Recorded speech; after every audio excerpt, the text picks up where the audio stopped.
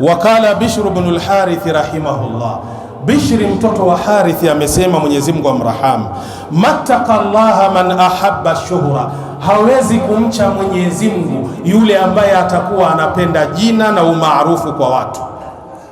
Yani wewe unahitaji ukitembea kwa watu waseme fulani bwana amepita, shekhi fulani amepita. Huyo hana sifa ya kumcha Allah jalla fi'ala.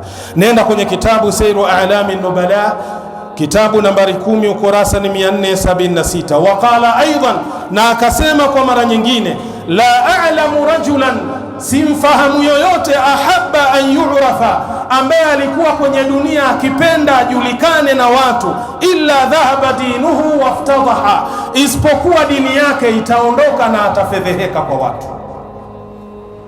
Siku zote mtu mwenye kutafuta umaarufu dini yake haitokuwepo. Kwa sababu gani?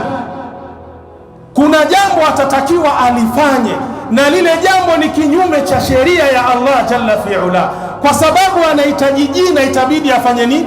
Alifanye. Pana dini hapo? Hakuna dini shekhi. Dini itawekwa wapi? Itawekwa pembeni.